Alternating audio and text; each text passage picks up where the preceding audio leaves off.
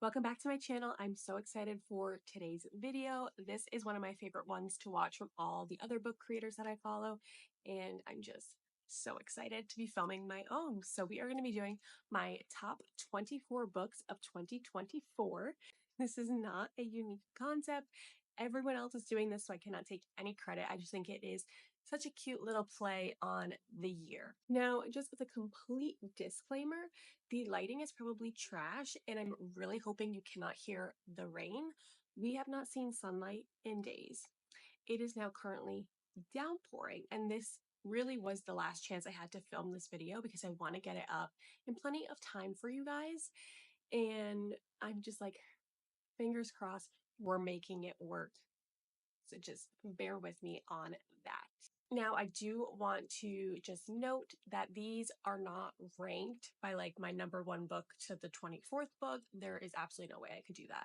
I am, however, going to split them up by genre. So that way, if you're only looking for a certain genre, you can jump in the video and, if you're not interested in one, you could skip that. So I am going to do them by genre. They will not be ranked within that category though. So just know that. Honestly, anything, if it made this list, is a 4.5 and above on my rating scale. So they're all great books. There's no way I could actually rank them. I probably could give you my top 3 of the year, but outside of like those top 3 spots, there's no way I could rank them against each other, especially because some of them are just so different and I like them for different reasons. And I will be using my iPad, so if you see me looking down, I'm looking at the list I made. That is the one issue I have with being an e-reader girl is I don't have like physical books, like props to hold up to show you. So I'll put like a picture of the covers and things like that, but that makes it difficult when making videos. And no one talks about that enough. Also, like when you're doing wrap-ups or these longer videos, there is no way I'm remembering all of the titles. I don't want to mess up any author names because like when trying to remember things. So you have to make lists. And I have to look down at another device to read a list. Whereas if I just had physical books, they would all just be piled up and I could just grab them. So if you see me looking down, is what is going on. So without further ado, let's jump in because we have a lot of books to cover. So I think what I'm going to do is start with the category that has like the fewest amount of books and then work our way up. So that would mean we're starting with historical fiction.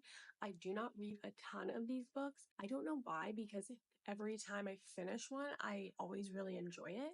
But then it's just like I have so many other things on my TBR. I never take the time to like go find more historical fiction books to add to my list. So I do need to work on that in 2025. The book that we have for this year is The Woman by Kristin.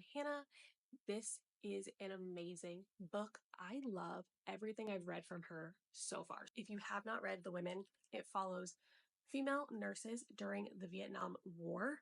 The Vietnam War is a blind spot for me, okay? I like to read about World War II stuff that I find really interesting. Vietnam War, like I knew it happened. I knew there was some controversy, but I didn't know like anything else about it. This book opened my eyes. Cannot believe the way vets were treated that were fighting in the war. Cannot believe the way women were just completely dismissed and basically treated like they did not even go to the war, even though they were there working the medical areas and they were just told like women weren't in the war. Unbelievable. And I did so much research after I read this book. It was fantastic.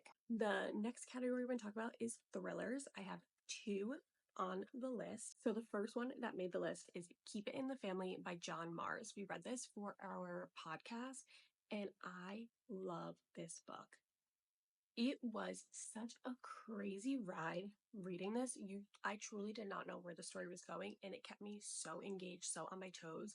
Loved it. When you read like the synopsis of the book, you get like a sense like, okay, this is what the story's going to be about. Cool. That was already like pretty capturing for me. When I started actually reading the book, everything that's mentioned in the synopsis happens in the first 15% of the book. And you're just like, okay, where is the story going now? Because like this is what I thought it was going to be, and it's all already happened. And then pretty much after that 15% mark, you're kind of going blind. Like, I don't know where the twists and turns are going to be. Like, what are we going to be focusing on? And it felt like every then 20% of the book from that point, there was a new bombshell, a new twist, a new like turn you took and you're going down. I had no clue where this book was going. I loved it though. It didn't feel like you had to wait a long time for certain questions you had to be solved. But when they'd be solved, a whole nother group of questions would come up and then you'd have to solve that. So it just like, I felt like the pacing was really good and it kept me engaged. I like when a mystery has a couple different plot points going on. And it's not like 300 pages of like, we're just trying to figure out this one thing. Absolutely loved that book. And the second one might be surprising for people because I'm saying like, I read a lot of thrillers and like, these are the only two that made the list. And that is The Teacher by Freida McFadden. I've read a lot of her books and I've read a good amount of them this year as well. She's very hit or miss for me. I either think her books are 5 stars or they're like barely making a 3.5. The Teacher, I don't know what it was about this book. It was like I was engaged. I like it. Her books are always really quick reads. So I can't really base her books based on like how fast I read them because I think that's just how her writing is structured. But something about the ending and that last little twist you get in the last chapter completely floored me. And I was like, this book is amazing because it's like I thought we had finished the book. Like I was just literally reading like that last chapter, like a couple of sentences just completely changed the whole book for me. It was one of those things, if I went back and reread it, I probably could have figured out the clues, but I was caught so off guard. I loved it. Now I will say you do have to get past like the absolute disgusting nature of like a student teacher relationship because like that I don't really enjoy reading about. Once I could remove that, like and kind of get past it, I could enjoy the book for what it was. So just a disclaimer on that book. And I apologize that like this mic situation, but I'm doing everything I can to combat rain. I need the mic, so hopefully the audio is clear and I have like the noise canceling thing, but like I hate when it flops over. It's just, I'm a mess. Next category is going to be fantasy. Now, I feel like over the last year and a half to 2 years, I have really gotten back to my fantasy roots. That's like what I used to read when I was a kid, and I'm loving it. But again, nitpicky things about fantasy, like I don't like the world building to be too heavy. I don't like it to be too complex, too much of an info dump. Like, I definitely like a little bit more beginner to intermediate fantasies, and I also prefer a romantasy over a straight fantasy. So with that being said, I have 5 books for fantasy this year. Let's jump into them. I absolutely love every single one of these. And I'm going to list these ones based off of like the order I read them this year because I think that'll make the most sense. So starting off, finished Throne of Glass, and then I read Crescent City right after it. And I have to say, House of Earth and Blood by Sarah J. Maas is my favorite one from that series. It's book 1. It has made the list. I just loved how different the concept was. We're taking fantasy book and putting it kind of like in modern, maybe even future times, like a fantasy book with cell phones. Like I hadn't read something like that before. Thought it was super interesting. I loved the concepts of the different houses. I really liked our main character, and I liked that like mystery that we were trying to solve in the first book of what happened to her best friend. So I really enjoyed this one. A couple months later, I read Divine Rivals. We did a podcast episode on it. We actually combined it with Divine Rivals and Ruthless Vows. Out of the two, I definitely preferred Divine Rivals. Just such a cozy fantasy read, following our two characters who are communicating via letters. They don't know like that the person they're communicating with is like their arch nemesis from their job.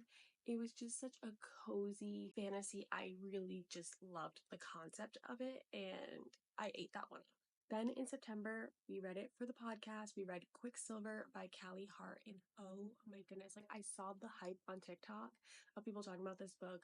I was a little bit skeptical because we had also just come off of reading When the Moon Hatched, which people raved about, and I hated that book. It's probably one of my least favorite books of the entire year. So I was nervous to trust the book talk opinions again. And I have to tell you, I loved Quicksilver. I'm so excited it's being adapted for a Netflix movie. I cannot wait to read the second one. I'm so happy that the author got like a traditional publishing deal. Like it is amazing. Kingfisher is elite. Is that what I said? I love him. The reason why I just absolutely loved Quicksilver is because I love the way it is set up. Like, this is the way I like to read fantasy books. So we're following our main character, Saris.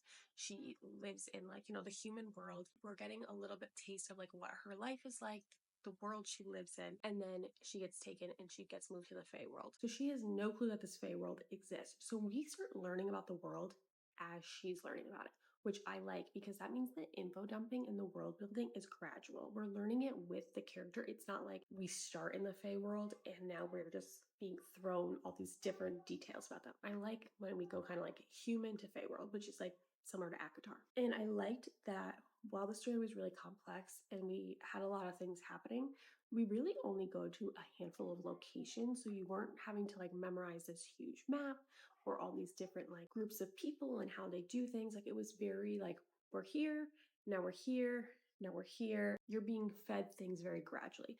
So I just love the way this was set up. I love the romance between Cerys and Kingfisher, perfection. And this ends on a big cliffhanger, and I cannot wait for the second book. Then in October, I was watching a Sarah Caroli video on YouTube, and she was talking about like book of the month and how she had picked this book, and she was super excited. And then she proceeds to read it in a reading vlog, and just the way she talked about this book, I was just like, wow, this sounds like something I would be so into. And that is Phantasma by Kaylie Smith. I ate this book up. I read it in probably 2 days. It follows Ophelia, who her mom passes away. She takes over the family's necromancer business in New Orleans, and she's kind of like thinking that's going to be her life. Her sister then goes missing, and she finds out her sister has entered this thing called Phantasma, and it's these games that are hosted by the devil. And if you survive till the end and you win the game, you get one wish granted from the devils. So Ophelia enters the game as a way to kind of rescue her sister from it, because it is a deadly game. People do die during these things. And while she is in the game, she befriends a phantom. And you just watch how their relationship or how their friendship kind of progresses and turns into a relationship, and all the different like trials she has to go through, the different competitions. It was very high stakes. The pacing was really good. The spice was good in it. Like it was a perfect romantasy. I loved this book. There is a second book coming out, I believe, in like April or May. I'm very excited for that. I probably will hold it more to like that spooky season time, but I loved this. And then the fifth fantasy I have on the list is Zodiac Academy Shadow Princess, which is book 4. So I did start reading the Zodiac Academy series back in October. I have tons of reading vlogs on the different books that I've been reading. So far, I mean, I'm loving the whole series, but so far specifically, my favorite book has been book 4. In book 4 specifically, I feel like we are just seeing such an arc for the characters. Like, you really, in the early books, it's such a bully romance, and you really just like cannot stand the character. Like there is no one you're rooting for. By book 4, like I felt like these are my friends, this is my family, I'm in it with them. And it just was such a weird experience reading, like, why am I having such a switch on these characters? And I loved it. The thing that really like sealed the deal for me that this has been my favorite was the ending was so wild. Like book 1 and 2, I definitely think are more for like the vibes. You have to kind of, if you're not feeling it, you have to push through so you can get to the rest of the series. They're really just laying the groundwork. Book 3, kind of similar, but the ending gets a little crazy. Book 4, you're like fully in it with the characters. And then this is when the heartbreak starts, because the ending of book 4 will rip you out, make you a shell of a person, and make you question why you enjoy reading. Like, why do you enjoy reading when it makes you hurt so much and you're in so much pain? And that is the beauty of the series. And then I'm in book 6 now, and that seems to have continued. But book 4, it was just like that first point where I was just like, I am so in this series. I'm so obsessed with these characters that I loved it. And I haven't finished the series, but at this point, I would recommend it if you are thinking about it. All right. It's now time to move into our last category, which is romance. I have 16 books to talk about. Romance is my number one genre. It is my favorite thing to read. It is the thing I read the most of, hence why most of the books of my top 24 fall within this category. So let's jump in. Now, like I said, these are not ranked in any specific order, so like we're going all over the place. So the first one we're going to talk about is In the Likely Event by Rebecca Yarros. We just did a podcast episode on it. This book was so well done. Perfect pacing, perfectly complex characters, perfect storyline, perfect length of a romance book. I have 0 notes except for I think the ending could have been a little more realistic. Like it was a little too happy for me. And if you've read the book, you like understand why. But it was so good. So it follows Izzy and Nate who meet on an airplane, and the plane ends up going down. Then you proceed to follow their relationship over the next 10 years, where they kind of like cross paths every couple of years together, and they're kind of like magnets to each other. It is a dual POV, so one timeline you are getting all the flashbacks, and then the other timeline is present day. Run back into each other in Afghanistan. Nate is a special forces soldier in fighting in Afghanistan, and Izzy is a political aide who has gone to Afghanistan for some PR opportunities around the war. So they are brought back together. It is so freaking good. The second book is How My Neighbor Stole Christmas by Meghan Quinn. I cannot believe I have a Christmas book on this list, but this book was so freaking funny. We follow Story and Cole. They end up competing against each other in this Christmas competition in this town. The things that they have to do are so funny. The banter they have is so good. There is a spice scene with a candy cane, which lives rent free in my mind. I absolutely loved this book. It's a really good Christmas book, but it's also just a really good romance book, and you will be laughing out loud reading this book. Then we have Funny Story by Emily Henry, and here's my thing with Emily Henry. I've read all of her books at this point, and it's just I feel like most people are obsessed with Emily Henry books. They are always their top reads. They remember the quotes, they remember the characters. And for me, they're good books when I read them, but they don't usually stick with me except for book lovers. I love book lovers. It's my number one.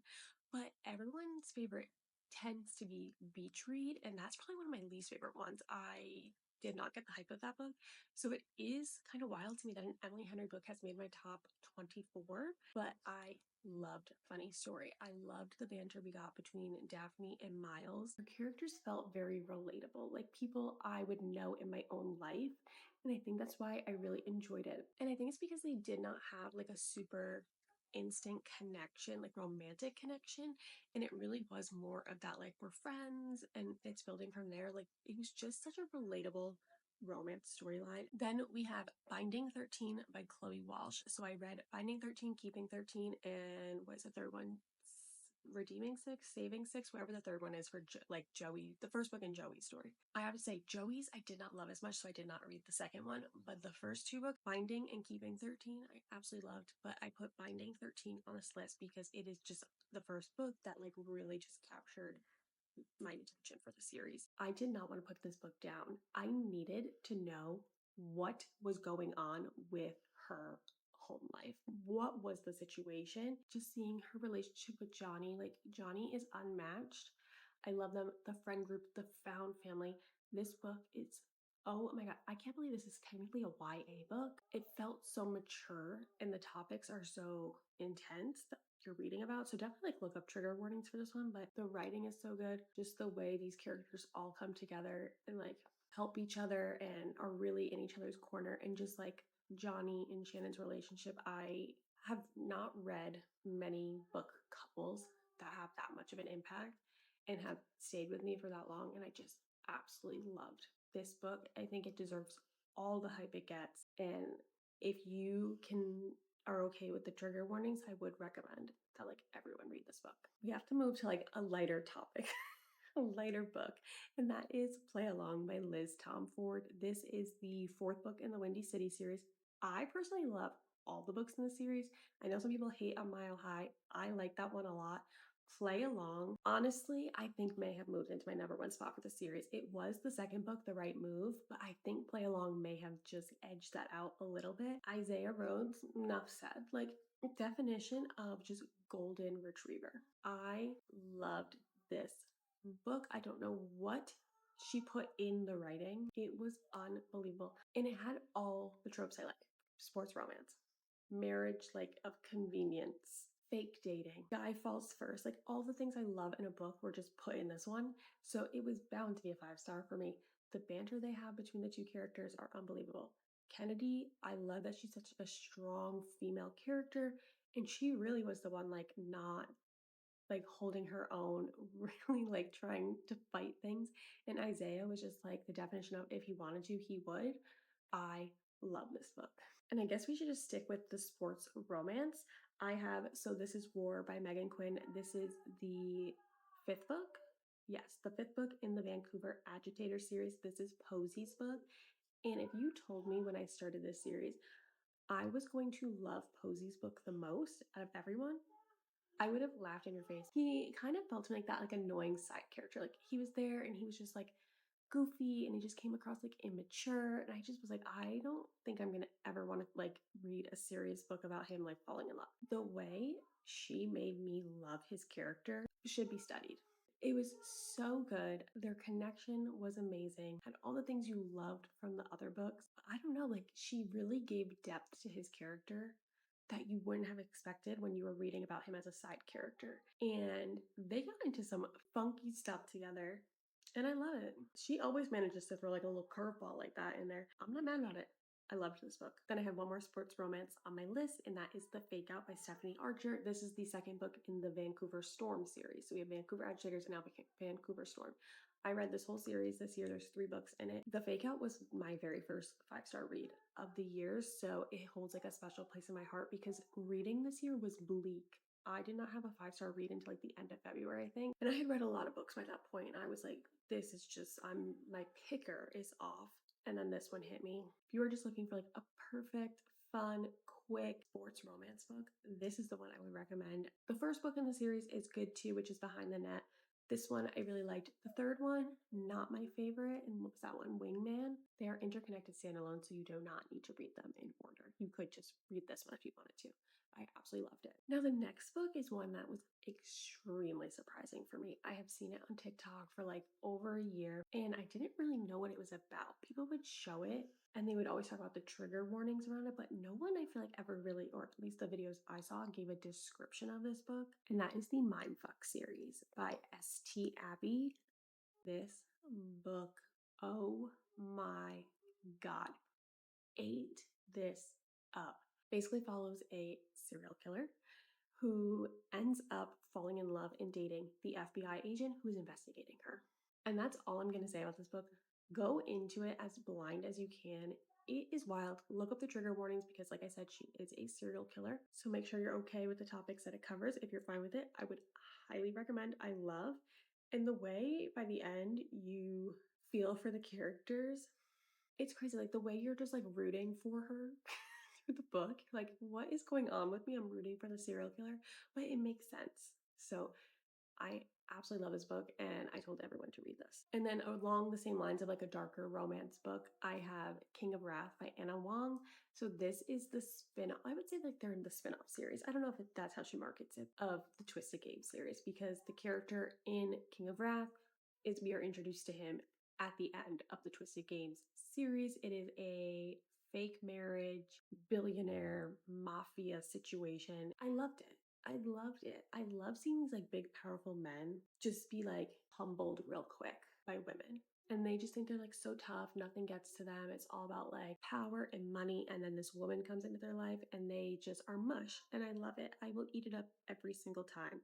Absolutely love this one. I need to keep going with this series. Then I have 2 books by Abby Jimenez on here. I am almost through her backlist. I absolutely love her writing, like no notes. She has a way of writing really good romance books that just have such emotional depth to them. Like you really feel everything with the characters, and they touch on some heavier topics, and I love them. I usually cry at some point during her books, and they're so good. So the 2 that I have are the Happy Ever After playlist. So I read the first book, The Friend Zone, back in like early 2023, and I went to go look up what the second book was about, and I said absolutely not, because this is not spoiling anything because it's in the description of this second book, the Happy Ever After playlist. But this book follows Sloane, who is the best friend in the first book, and the first book, she is engaged to this man, and all of a sudden he gets in an accident on his motorcycle and he passes away. And when I tell you, my heart was ripped out in that first book when that happened. I was so blindsided by that. And like you really come to love their relationship in the first book. Like you see them as a couple. So the thought of picking up the second book to read about her with a new person, absolutely not, was not happening. But for some reason this year, I must have put a Libby hold in or something. I finally got my hands on it, and I finally decided to take the leap and read the book, and it was a 5-star read for me. Absolutely loved it. It was amazing. And the fact that they like come together because of a dog, like it's even more amazing. And it was just so nice to read about a character who you already felt really connected with and you had watched go through this traumatic event, and then watch her kind of go through the grieving process and re-fall in love with someone new, because that is realistic. That does happen to people in real life. And it was just, whether or not, like, it doesn't have to be the extreme of someone dying, but like, you could be with someone for a long time and break up and now you have to start over. It was an amazing book and I loved it. So definitely preferred this one over the first book in the series. And then the second one I read from her is her latest release, Just for the Summer. Again, another amazing one. This is the third book in the Part of Your World series. And I just loved this like good luck Chuck concept of the book, where like Justin and Emma feel like anytime they date someone, that person then goes on to meet like the love of their life. So they're like, okay, well, we could like get rid of this curse on each other. If we date each other, then the next person we'll date will be the person we fall in love with. And then you just follow them, like fake dating. And we all know where that leads to usually. It was such a cute story. I love that trope. But then there was other like deeper things that the characters were dealing with. It was incredible. I will say though, Yours Truly, which is the second book in the series, is still my favorite one out of the three. This one would be number 2. Then I read Same Time Next Summer by Annabel Monaghan. This is my first book I've ever read from her, and I immediately put in Libby Holds for her other 2 books, which I'm waiting months for. But I cannot wait. Her writing style was incredible. I loved the dual timeline of this.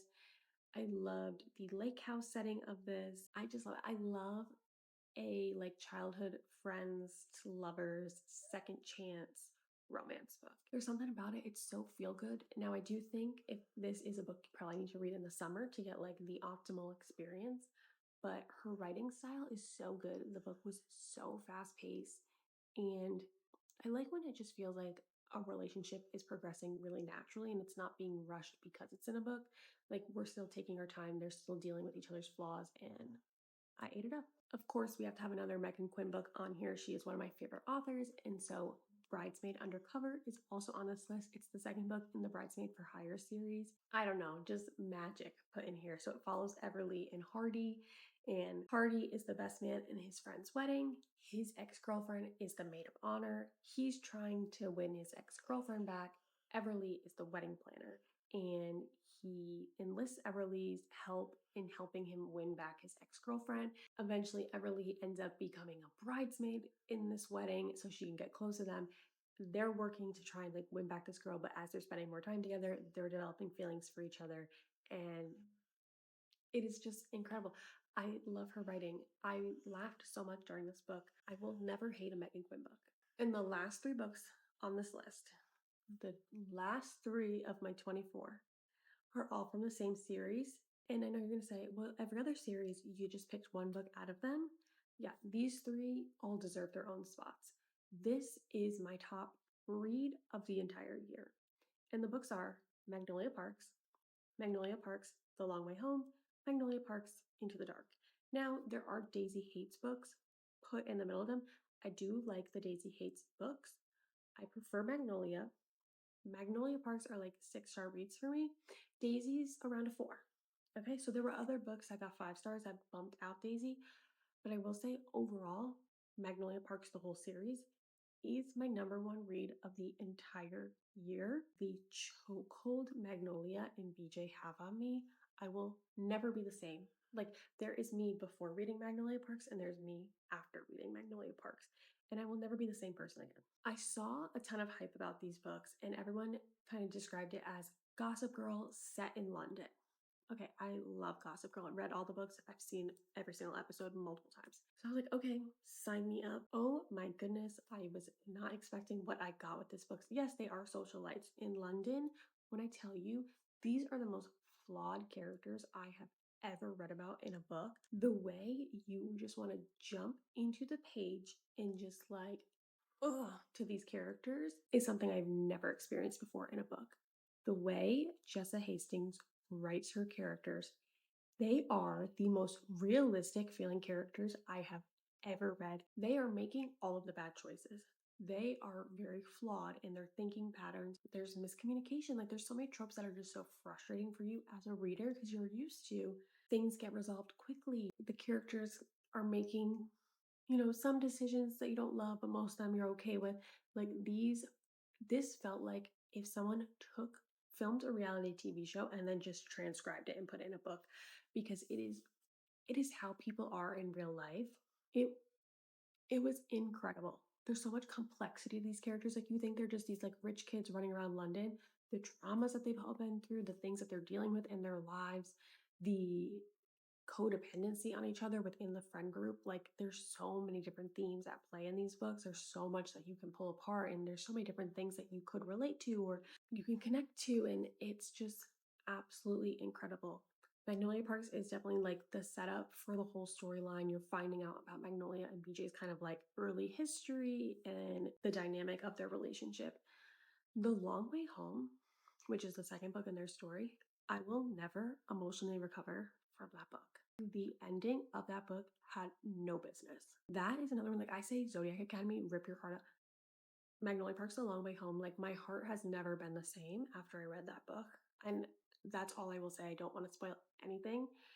It is just unbelievable, that book. And then the third book, Into the Dark, which is their last book on Magnolia and BJ's relationship, watching them have to navigate where they're at in their life and the things that have happened and the decisions that they've made and the consequences of those decisions, and having to go through that while also trying to figure out how they fit into each other's lives is incredible. The way it is written is so incredible. Watching like the culmination of their story and their love and how it ends for them and where they end up going, it's a masterpiece. The quote, the way Jessa Hastings just writes in general, there are so many things. I don't even use the highlight feature normally in my Kindle. There are so many highlights I have from those books. It is incredible. Let me see if I can find one for you. So here's just like a taste of like what her writing style is like. This is in the first book. I know that some love is beautiful and some is freeing. Some unravels you. Some love poisons you. Some blinds you. Some betters you. And some loves break you in invisible ways that no one else knows about until you have to stand up and the weight of your love crushes your bones. What? Like, you're kidding me, right? Here's another one for you, just like a taste of the writing. BJ, I love in an unquestionable way. I love BJ like he's the sun. Blinding, bright, unbridled, unavoidable. He's the thing that sustains the galaxy of me. He drives the currents of me. He dictates the climates and the seasons. I feel his warmth on my face, and when he's gone, it's colder. He is the center of everything, and the gravity of me is loyal to him above all. I'm sorry, what? Who talks about someone like that? And then this one is just like the culmination of the series, because this is like a really powerful question in the series. And it says, how many loves do you get in a lifetime? How many people do you get to call yours? There are all sorts of loves in this world. Not all of them, but most of them are beautiful. Some are old, some noble, some brave. Others are dishonorable and weak and make you so by association. Some are a low whisper on a somber night. Some are maddening. Some you can't ignore. They slow burn inside of you, never quite going out completely, but you're too scared to dare try to fan that flame. Some loves you pretend you don't feel, even when you can, even when you know you do, even if he's the first thing you think of in the morning, even if he's like a match in the darkened room of your heart. Because loving something how you love him is a painful love that puts rocks in your pockets and melancholy in your eyeballs. And if time has taught you anything, it's that it doesn't matter. You'll love him forever anyway. I can't. So if you take one thing from this video, please, above all else, read Magnolia Parks. It is just unlike anything I've ever read before. You will be so frustrated reading it.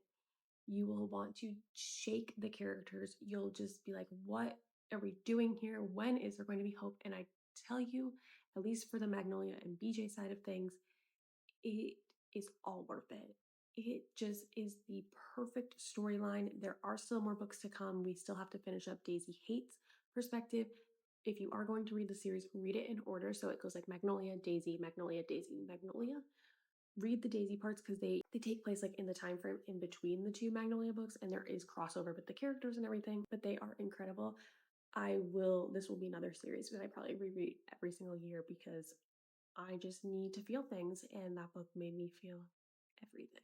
So with that being said, those are my top 24 reads of 2024. Let me know in the comments if you've read any of these books and what you thought of them, and also leave a comment with what your top 3 books of the year were so that I can get some inspiration and add some more books to my never-ending TBR.